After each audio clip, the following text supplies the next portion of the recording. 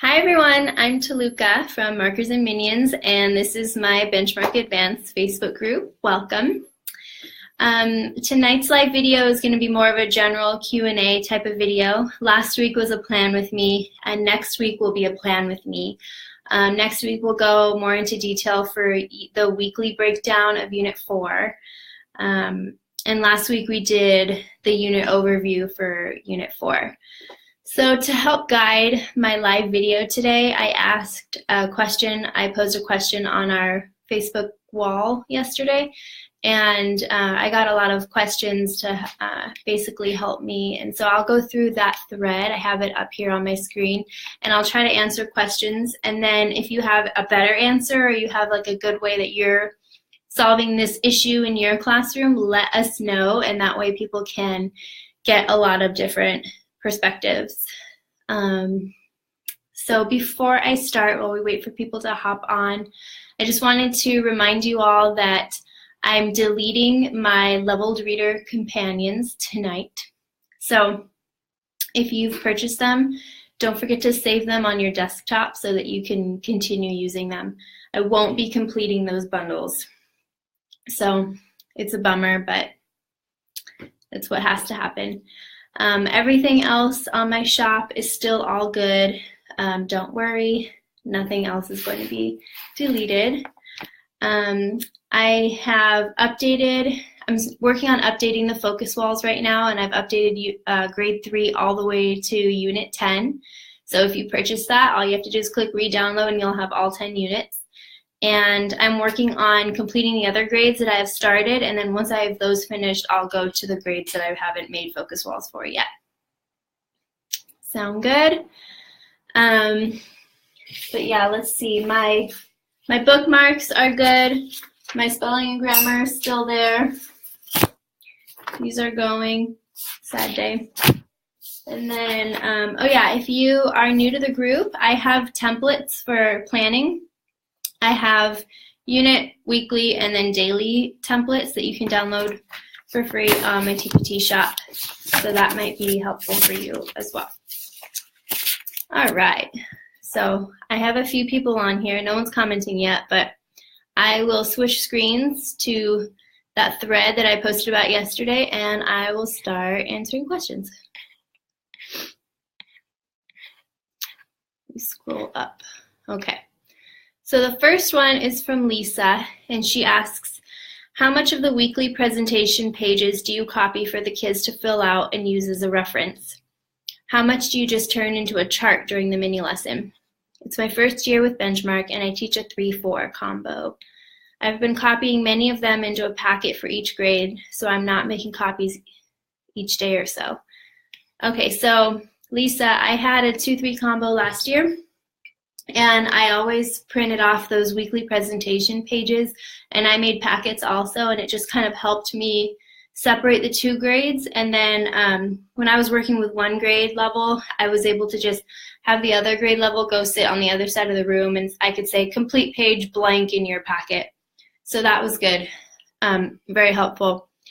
Those charts online under the weekly presentations you can print to go with your mini lessons are they're a little bit small, the graphic organizers, so I tend to not use them for that reason anymore, and then also because they take up a lot of time when you're having the kids lift lines and copy and fill those organizers out. It's really going to stretch your mini lesson. So when I was using those with my kids, my mini lessons were not mini.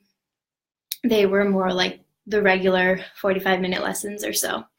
So now I have my lessons down to about 15-20 minutes, and I'm not having the kids write down anything in a chart or an organizer. I have them do all their annotations in the text. So sometimes we're highlighting, sometimes we're writing notes in the margins or whatever, and I feel that I can still reach the same objective that way. But they are great if you've got that combo and you need that like visual separation to help you feel organized. So that's cool. And I have a video on here. I think it was my first video I've ever uploaded. So if you click on the videos tab and you scroll all the way down, you'll see a video of me showing you how to access those pages on the Benchmark website. Sometimes she mentioned charts too, right? Yeah, charts. Sometimes I won't have the kids only annotate in their text. Sometimes I'll make a chart because I love doing GLAD charts.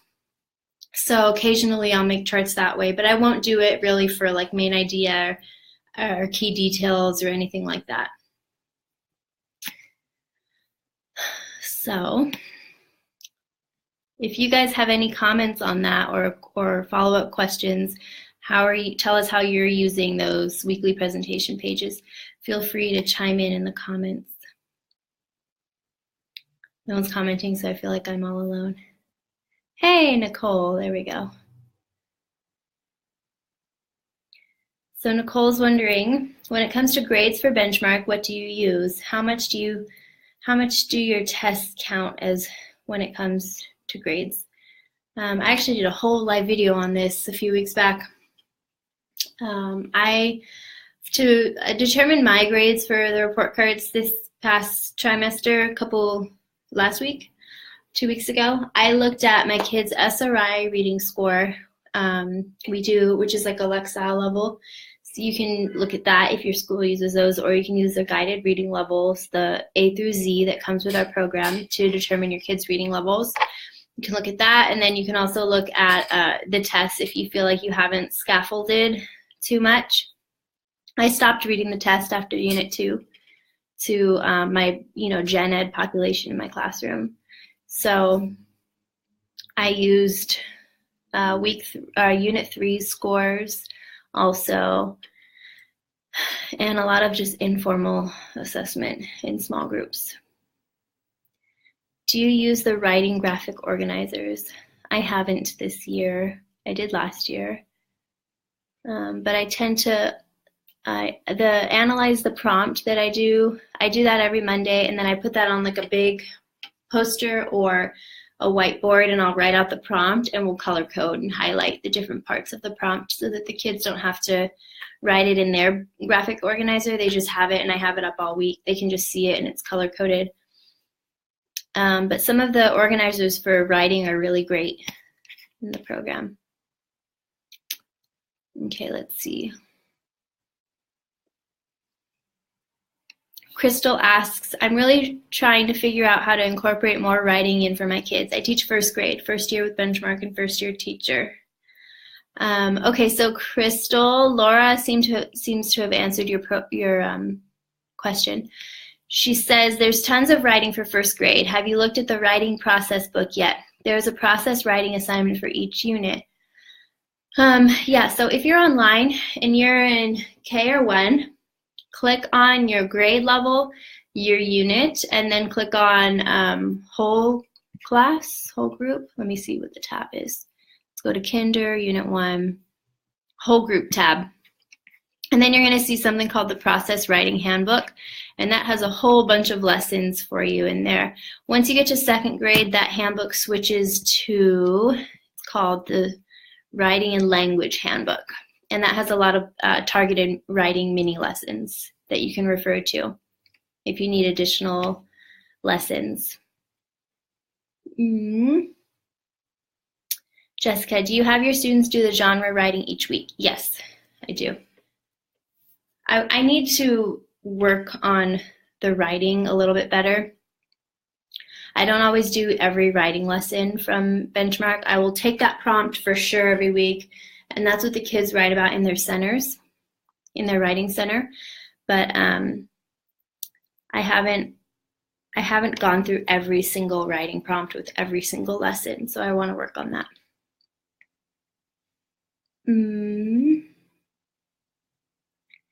Lisa, have you used the writing universe? Not yet. I keep saying every new unit that I want to use it. It's really cool.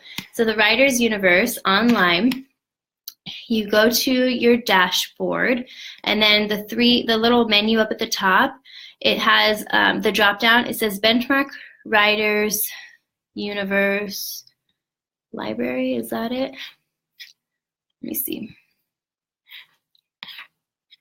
Okay, so you click on Oh, it looks like I only have it for grades 2 through 8. Hold on a sec. Benchmark Writers Universe. Yeah, so you go into there, and then the kids go through the writing process on the computer. I'm not actually looking at my video, sorry, I'm looking at my computer. So the first tab, it welcomes them, and it's a specific genre, so it's a little video or like intro on what the genre is. And then there's a pre-write tab. Now here you can include like graphic organizers to help them brainstorm and pre-write. And then before they move to the next tab, which is draft, they have to submit it for review. So the teacher reviews it and then kind of unlocks the next level. So then the next level would be draft, and then that gets locked, and then revise, edit, that gets locked, and then the publishing, and then there's a reflect aspect as well. So that's kind of neat, especially if you're one-to-one or you have a lot of computer time. You can take them through the whole writing process on there.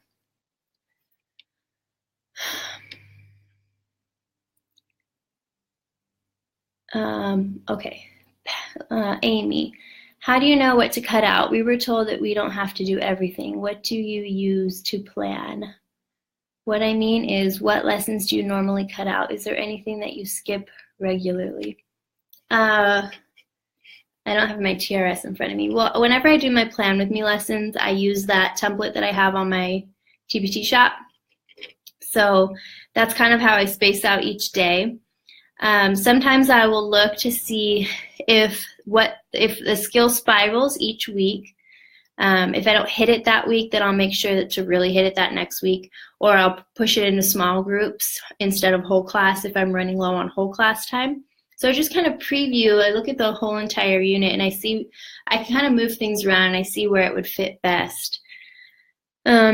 There's a lot of lessons that are gonna spiral. You're gonna come back to them again and again and again, especially like those key details, main idea, key events, summarize, compare, contrast two texts. You're gonna see that a lot. So if you are picking and choosing and eliminating some things, I recommend looking at the unit as a whole, even a few units as a whole, and just familiarizing yourself with the program and seeing how things repeat.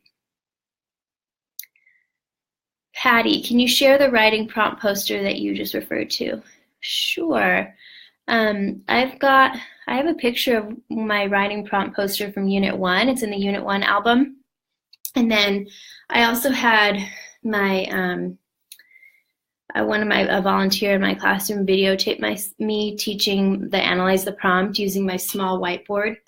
I think my kids got a little squirrely in that video, so I didn't post it, but I'll look back at that video and see if it's postable for you, so you guys can see how I analyze the prompt. It's really quick. It's like 5 minutes, and I use colors.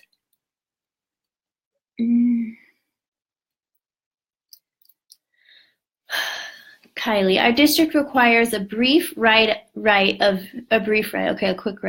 of 2 of the prompts and a full write for 1 of the prompts, where it is taken through the writing process. How do you suggest that process being completed? Perhaps small group time. I tend to do that also. I'll take 1 of the prompts and extend it. For Unit 3, I took that, I think it was the first prompt, and I worked on it all 3 weeks. So preview your prompts, and whichever one you want to extend, start it that first week and then teach it in your separate writing block. I teach writing separately, so I usually can't fit like genre process writing during my reading block. You could probably do small group time too.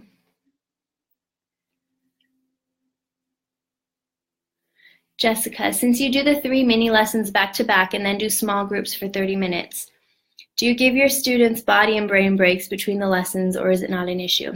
They definitely have breaks. So for our close reading tasks, they're on the carpet. A lot of the times they're turning to their partner, or they're talking, or they're interacting with me in some way. For anytime I do like a spelling, I have them like, not every time, but sometimes I do a spelling, they'll get up around the room and write the room, that kind of thing. When we analyze the prompt, I usually have that poster, or I do it on my small whiteboard, which is on the opposite side of the classroom, so we all move over there, that kind of thing. I know Benchmark suggests that you teach a mini lesson, like a reading mini lesson, and then break into small groups for 15 minutes. And then come back whole class and teach, a writing mini lesson, and then go back to small groups. And then come back whole class and do a phonics mini lesson, and then go back to small groups. To me, that's a lot. I don't have a class this year where I need to meet with that many groups a day. So I'm good with just meeting with one group a day. And so I just do that one center. But if you need your kids to be moving around, that's the way that Benchmark suggests doing it. So you're meeting with 3 groups a day and the kids are transitioning all the time.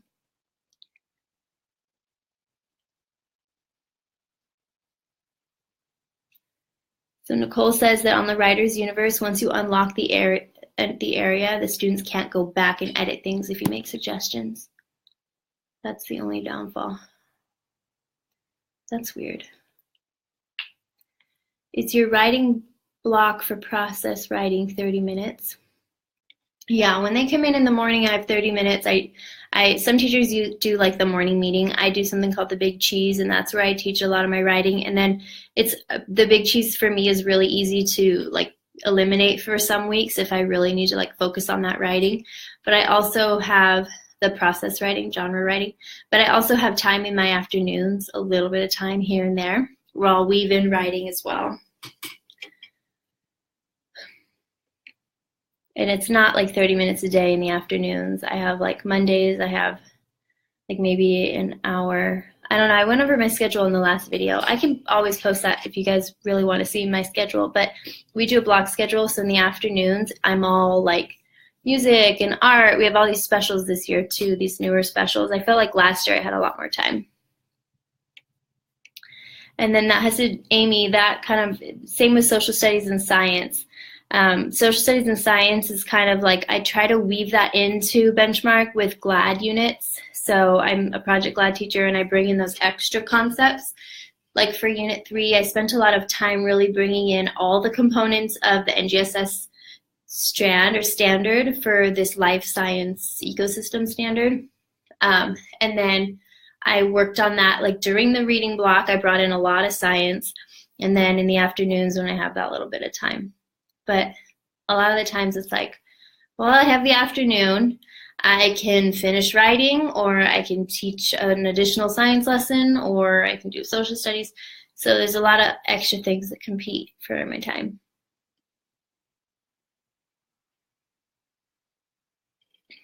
You're welcome, Jessica. Yeah, so like some teachers feel like they need to meet with 3 small groups a day or even more. My kids, though, I can do one small group a day. I have now at this point, since I reassess their levels every 3 months or so. So we just reassessed, and now I've got 4 reading groups, or, like low, medium, high, and high. My low group is very small. They're my RSP kids. So I meet with them Mondays and Fridays, but they're going to RSP all day long every day anyway. And then my medium lows are not that low anymore. So they're almost at grade level. And then my medium highs and my high, those last 2 groups are like probably 700 and above, which is awesome. So I really don't need to see them more than once a week. Okay.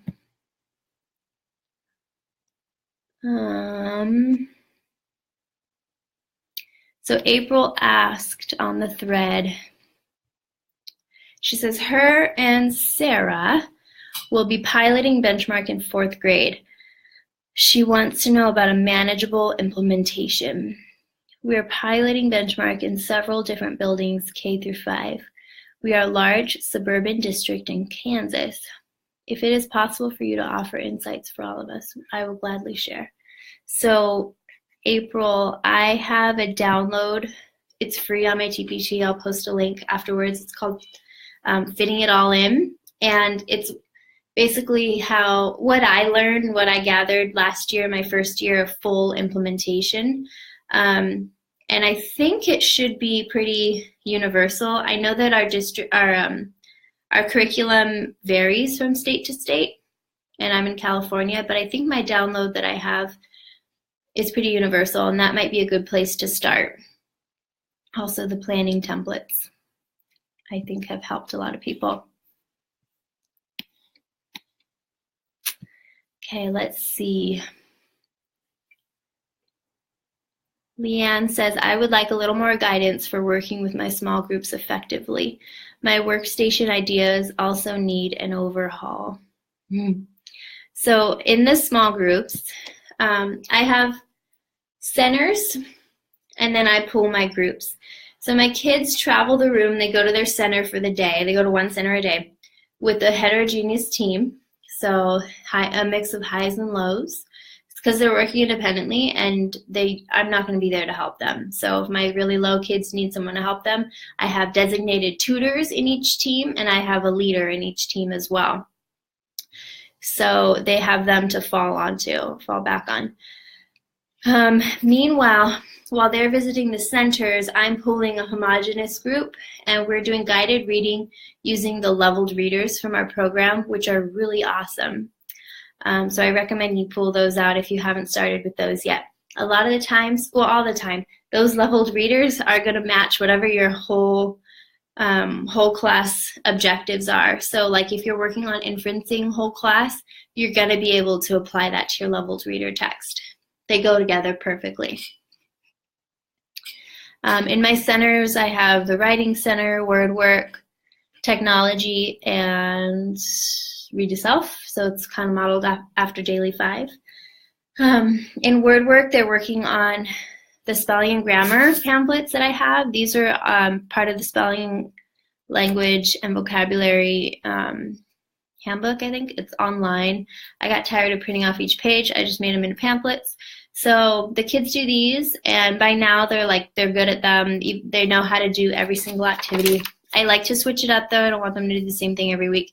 So sometimes I'll do, my partner teacher makes these, she just writes out, like, she'll take a big word from whatever we're learning that unit, so like summarize or whatever. She'll jumble the letters up, and then like there's a column for 2-point words, 3-point words, 4-point words, and the kids have to jumble the letters and make like 2-letter words and 3-letter words and 4-letter words, and each letter is a point, that kind of thing. It's a game, it's a common game. So sometimes I'll bring in stuff like that too. In writing, the kids are working on whatever the writing prompt is. Or like last week I was scrambling to finish their animal report, that process writing, so I did push that into centers. They were publishing stuff in their centers. And then they also can do creative writing. The tech center, they listen to benchmark stories. And then the Read to Self Center, they're reading the text for close reading, the weekly selection, and they're annotating, and then they're answering the text-dependent questions that go with that story. Someone was asking, I think it was on the thread, how to assign books for the kids to read. So I made a video in the past on how to create assignments. So it's very similar. Let me go to my dashboard. So you click on assignments. You find the material that you want. So I'm going to go to 3rd grade unit 4, and I'll do like small group. Let's find a reader's theater or here, Little Red Riding Hood. Here's a leveled reader. You just drag that into the materials assigned box, and then it's the same thing. You you select your students, you put directions, and you have a start date and a due date, and click save. And then when your students log on, they'll have their assignments tab, and they'll see it there. So it's the same way that you assign a test. Okay, let's see. Wendy, do you do the entire writing process every week? No. But like I said, growth mindset, I'll get there one thing at a time. I'd like to get better with my benchmark writing. Do you ever have students self-select the leveled readers? I was thinking about trying that in my reading intervention block. We switched for System 44, but I have the students who do not go to System 44. I don't have them self-select them, but if you know their level, you can kind of group the books that are close to their level and have them choose one of those. Only because there's quite a range, so I wouldn't want my low kiddos to choose a book that they can't read during that small group guided reading time, because my low kids are the ones that have trouble accessing the text for close reading, those small whole group books that we use. So I want to make sure that they're getting that targeted instruction using the leveled readers at their level.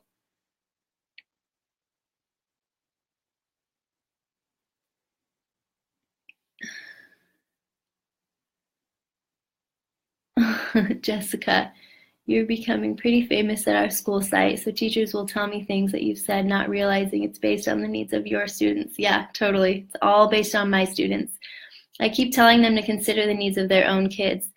Yes, that's number one, guys. If you, like I just said, my low block, I've got, my resource kids. Some of you might have ELs. I don't have ELs. I've got the group that I need to pull and read things aloud to, or, like this last week, I had a student faint during my lessons, that kind of thing. So I have to adjust based on my population in my class. So you have to take you can take things I say, but adjust to your students. That's my disclaimer. You've helped start some really great conversations surrounding literacy at our school site. Cool.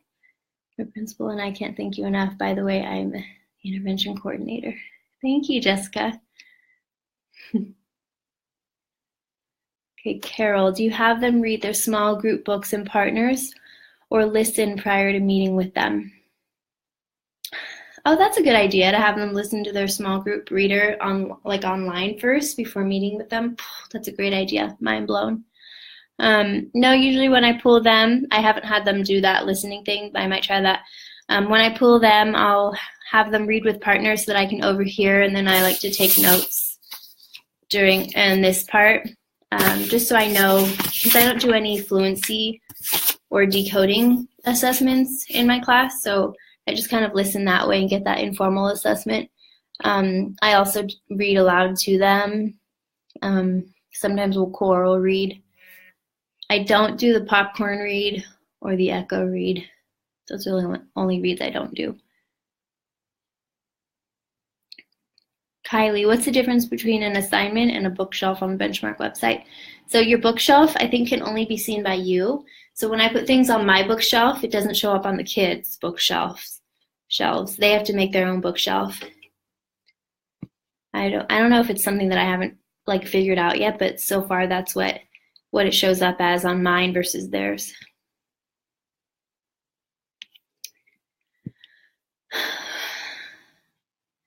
Okay, Diana asked on the thread, teaching the content magazine. The magazine, she's referring to the Text for Close Reading book. When 15 out of my 29 third graders are pre-primer readers. Yeah, we already do intervention 30 minutes a day, 4 days a week with other materials. I wonder why other materials when we've got those leveled readers that are great for intervention. But yeah, so if that content, that magazine, she's saying the Text for Close Reading, if that's too hard, then, I would, what I do with those are usually really high, between 600 and 800, I think, for my class.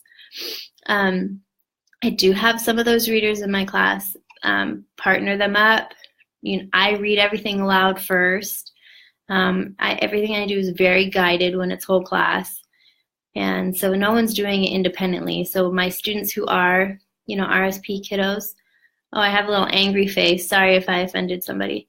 So my kids who are RSP, or my students that score BR on the Lexile that don't have a level, I guess that would correlate to PP, she said, pre-primer.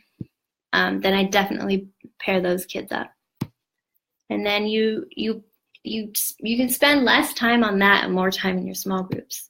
It's all based on the needs of your kids.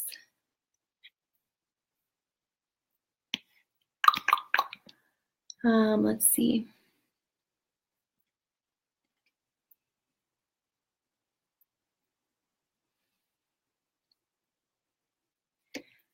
Kylie, when you have a field trip, assembly, special learning activity, or substitute that takes time away from benchmark lessons, do you all add a day back or do you keep going? I try to keep going.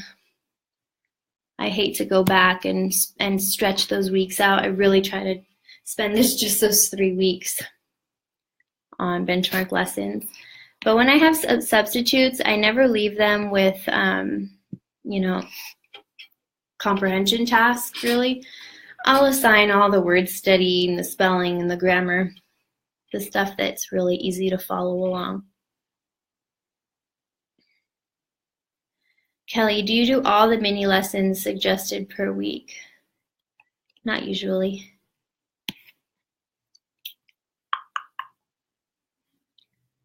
Sarah, I'm trying to get into the benchmark online component for the kids and into Google Classroom. So the benchmark online component is the best. If you haven't explored that yet, I would start there, like before even going back to work tomorrow. Hop online and just explore everything that's available. There's so much more available online than there is hard copy. So I know some districts use like the Clever login.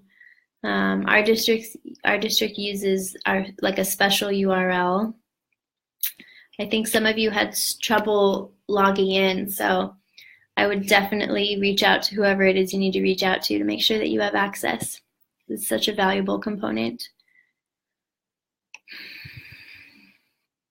Kylie, you asked what my 120-minute ELA block looks like, and then how much additional time in science or social studies per week. I broke down my ELA block in my Fitting It All In presentation, and so afterwards I will post the link here and you can see what my ELA block looks like, my reading block rather. Basically my day is like before recess, the kids come in, we do writing, like the big cheese. That's where I'm weaving in all my spelling and grammar skills. It's a collaborative writing piece.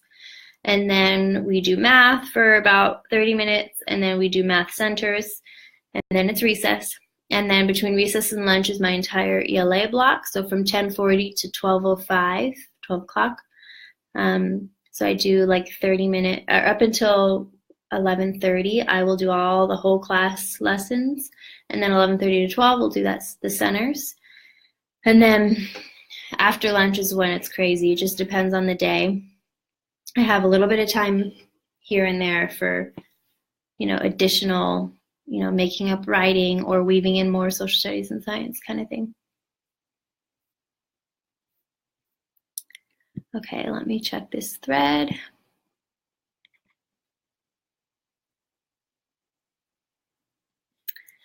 Kylie, we use Step Up to Writing for our writing curriculum. I would just suggest, I don't know, you're required to use thinking maps and write from the beginning. I would just suggest trying to separate that and have that be a separate block. I know it's like reading and writing all day long. My district wants us to analyze the weekly writing prompt prior to reading in order to set the purpose for reading. Oh, then annotate on a thinking map that matches the writing prompt. Will the close reading lesson still work after doing that, or will my class be tuned out after, or will this activity go with the close reading lessons? Well, to analyze the prompt, you could probably do before, and it wouldn't take anything away from your close reading lessons. You might not be able to really bring in that prior knowledge when you're analyzing the prompt just because they haven't read the text yet. The prompt always goes with the text, but you could try doing it before, and then it kind of gives them a purpose for reading, another close reading task. That would probably work. Do you have a week-long plan that you could share to show what a typical week looks like? Yes, Robin, and that is free to download on my TPT. It's my planning template, and it's broken down by week. So let me know if you've seen that and if you need any more additional support. Lisa, do your weeks always start on Monday and finish on Friday? If so, do you then take your weekly test on Friday? Yes. Yes and yes. The long unit test at the end of a unit, sometimes I will give over the course of a 4th week if I'm extending my unit into a 4th week. So sometimes I do the 3-week unit, and then for that 4th week I will give a little bit of the unit assessment each day, and then I'll do the inquiry-based project. But if I'm not extending into that 4th week, I will try to pack that unit test on a Friday. It's really long. For Unit 3, we just took our interim also. So for Unit 3, my partner teacher and I just decided last week to just give the writing portion of the Unit 3, that really long test, because we don't want to take any more time off. We want to start Unit 4 already. And that unit test is just really heavy to give in one day. Again, this is for my class, my kiddos.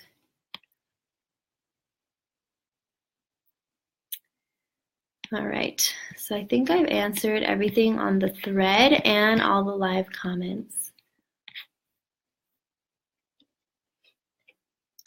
I spoke to the folks at Benchmark last week. Yeah, last Monday. And they're working on getting me training so that I can maybe be a trainer over the summer break. And then when I come onto my live videos, I'm giving talks based on how the program is meant to be implemented. So I'll be able to get a lot more information for you guys, because everything that I talk about is just my own experience the last 2-3 years with my own kids. So I know that varies from class to class.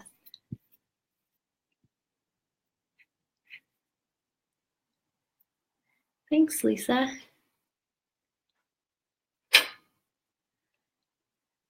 Yeah, we'll see. Okay. Yeah, Jessica, that works well when you pair it with an inquiry project. That's a lot of fun. I love those inquiry projects. Those are found in the back of your TRS under additional resources. And those inquiry projects are great project-based learning assignments that connect to social studies and science. So it weaves in more of your core concepts to those standards. Lisa, thank you for saying that you don't use all of the mini lessons for the week. I think that has been the biggest worry of myself and my fellow teachers. You're right, we need to do what is best for the needs of our students.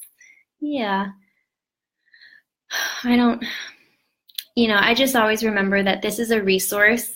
I teach the standards, and this is a resource. So if I don't get to every single lesson in the program, I'm not going to beat myself up about it. With that said, there is so much in our program, and I don't feel like I need to supplement it all or pull from other areas. And I kind of just use Benchmark as a way to shop around and pull the different aspects of the curriculum that I like. Thanks, Alexandra. All right, guys, I will wait a couple more minutes for any last questions, and then that's it. I have to go to work tomorrow. Who works tomorrow? I have to work Monday and Tuesday. I have someone from this group coming to observe me tomorrow. Yay, I just got excited. So Monday's not going to be that bad. She's coming to visit me from San Diego. Patty, I like how you keep it raw/real instead of being influenced by a publisher. Stay real. I will. I'm willing and open to being trained by them. But if something doesn't work in my classroom, I'm not going to do it, and I'm not going to hop on and say that it's the best thing ever. I'm going to give my honest feedback. Let us know when you start a math planning group. Hey, well, we use Go Math, so if you guys want to start a Go Math group, I'm happy. Oh, Mary, lucky. Some of you have the whole week off. I think LAUSD has the whole week off. When I was with LAUSD, we got so much more time off than with my current district. Oh, Jessica, cool. She is a Benchmark trainer. And you being a classroom teacher using the program will give great credibility with teachers. Teachers will love you. Thank you. Okay, guys, so if you have questions, you can also ask Jessica. She just outed herself. I have a lot of undercover benchmark people in this group.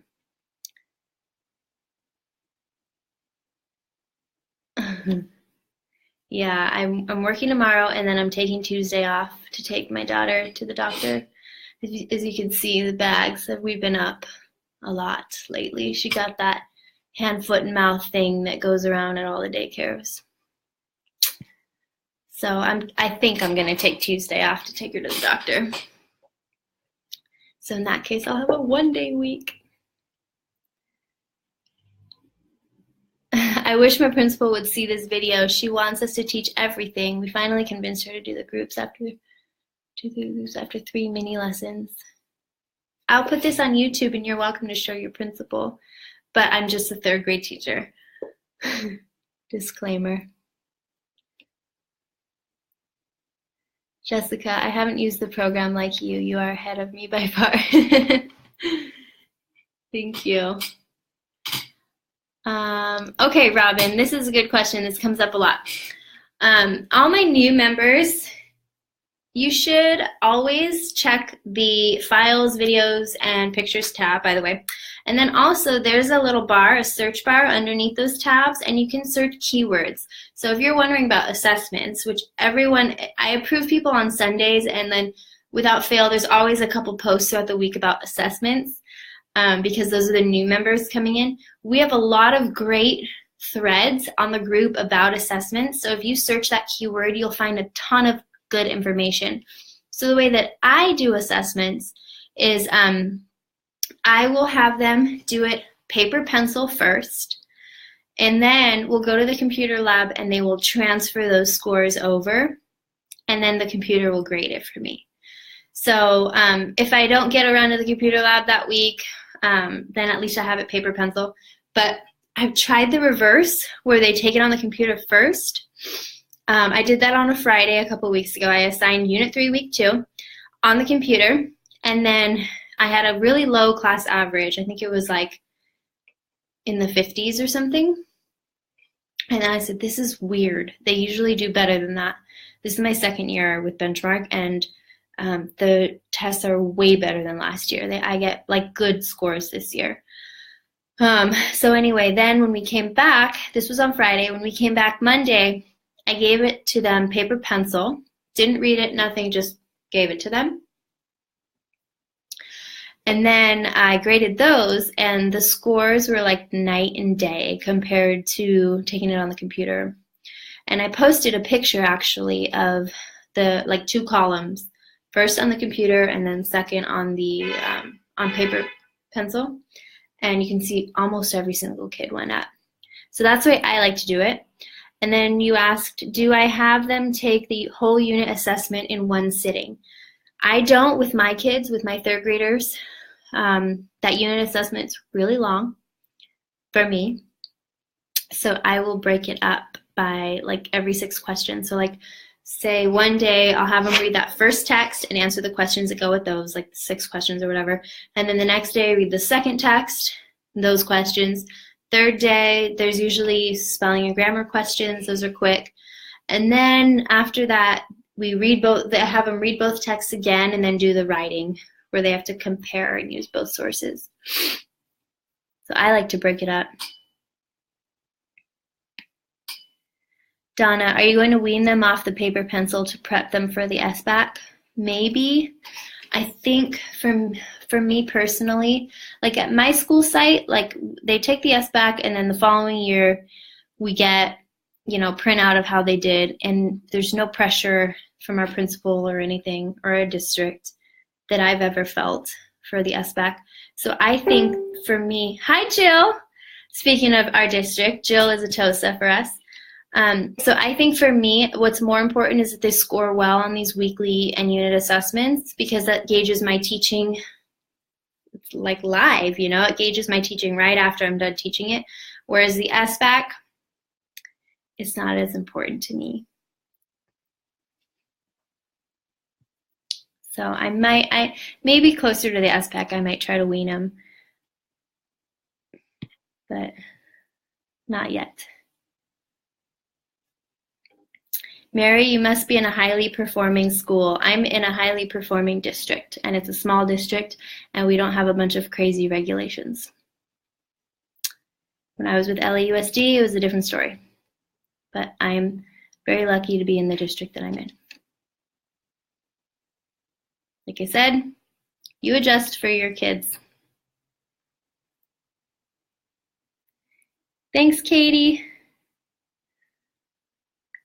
Yeah, we don't have that pressure. I was actually absent this year during the staff meeting where they went over the SPEC scores, so I don't even know how my kids did last year.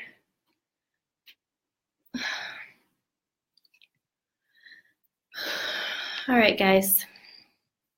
I'm going to hop off. You can continue to leave questions on here, and hopefully people can come back and answer, and then I will go through the comments and answer questions so the people who don't have time to watch the video can still scroll through.